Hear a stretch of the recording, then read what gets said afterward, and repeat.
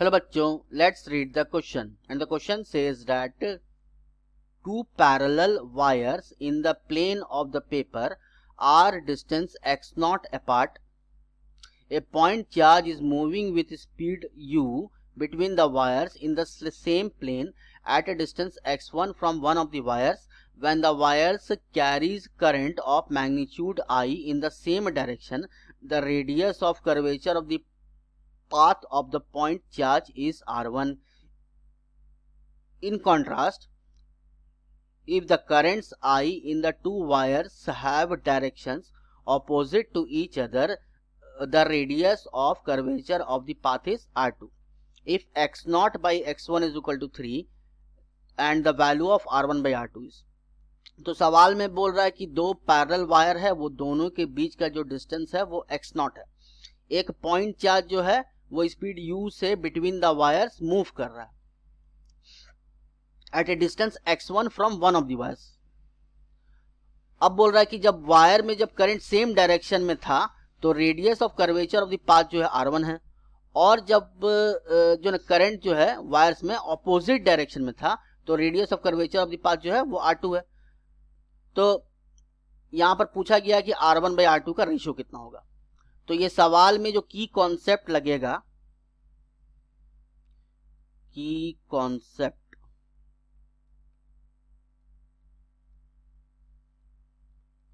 वो है कि motion of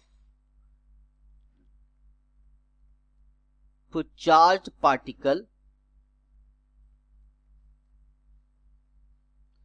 in magnetic field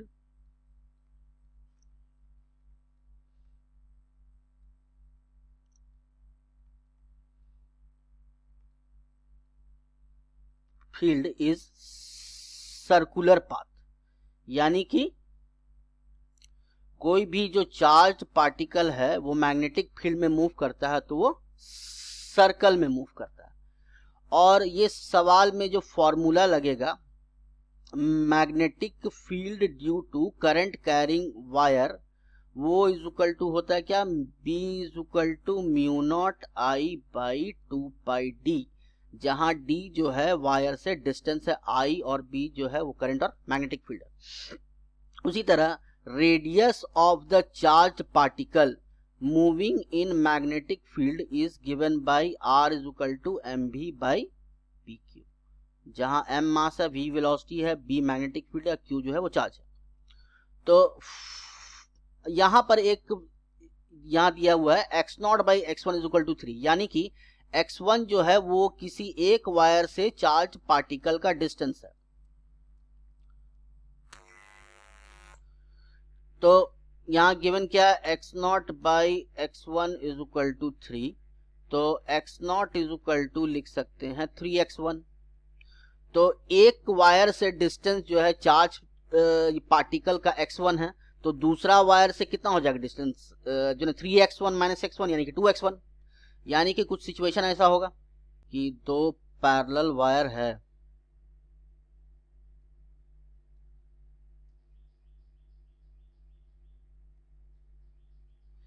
एक से डिस्टेंस जो है वो x1 है, तो दूसरा से डिस्टेंस कितना हो जाएगा 3x1 माइनस x1, यानी कि ये डिस्टेंस हो जाएगा 2x1. ये वायर के चलते, फर्स्ट वायर के चलते जो मैग्नेटिक फील्ड होगा वो अंदर की तरफ होगा, और सेकंड वायर के चलते यहाँ पर जो मैग्नेटिक फील्ड होगा वो जो बाहर की तरफ होगा. यानी कि जो नेट मैग्नेटिक फील्ड निकलेगा वो ये दोनों का मैग्नेटिक फील्ड को जो है वो माइनस करके निकलेगा. तो नेट मैग्नेटिक फील्ड जो होगा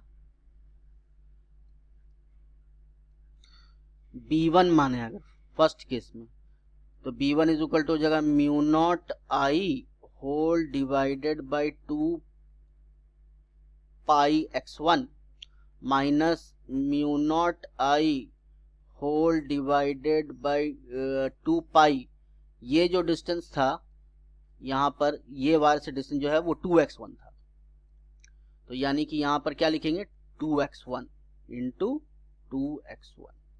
तो यानी कि इसको हम सॉल्व अगर करेंगे तो mu naught I whole divided by 2 pi x1 minus mu naught I whole divided by जो 2 4 हो जाएगा, 4 पाई x1।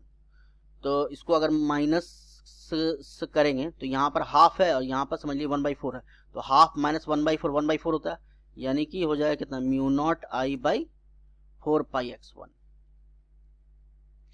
सेकेंड केस में अगर देखें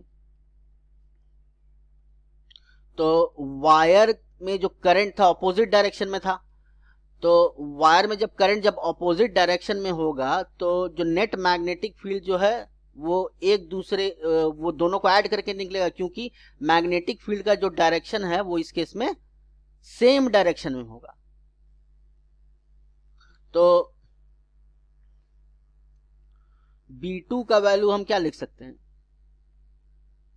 जब दोनों वायर में जब करंट ऑपोजिट डायरेक्शन में होगा तो मैग्नेटिक फील्ड जो निकलेगा दोनों का सम होगा। तो फर्स्ट केस में हो जाएगा magnetic field mu naught I by 2 pi x1, फिर दूसरे वायर के चलते म्यू नॉट आई बाई 4 पाई जो ना x1 निकाले थे, और ये दोनों को ऐड कर देंगे, तो हाफ और 1/4 को अगर हम ऐड करेंगे तो कितना हो जाएगा, जो 3/4, यानी कि 3 mu naught I whole divided by 4 pi x1 हो जाएगा। अब हम फॉर्मूला जानते हैं कि R is equal to mv by BQ होता है, यानी रेडियस जो इनवर्सली प्रोपोर्शनल टू जो मैग्नेटिक फील्ड होता है, यानी कि हम क्या लिख सकते हैं, R1 by R2 is equal to B2 by B1, inversely proportional relationship. तो B2 का वैल्यू कितना निकालते हैं, B2 का वैल्यू निकालते हैं 3 mu naught I by 4 pi x1, और B1 का वैल्यू कितना निकालते हैं, mu naught I by 4 pi x1। तो इसको अगर सॉल्व करेंगे तो ये कैंसल आउट हो जाएगा, म्यू नॉट आई से mu naught I cancel out हो जाएगा, तो इसका आंसर आएगा 3। तो the final answer is 3। Hope you have understood it well. Best of luck.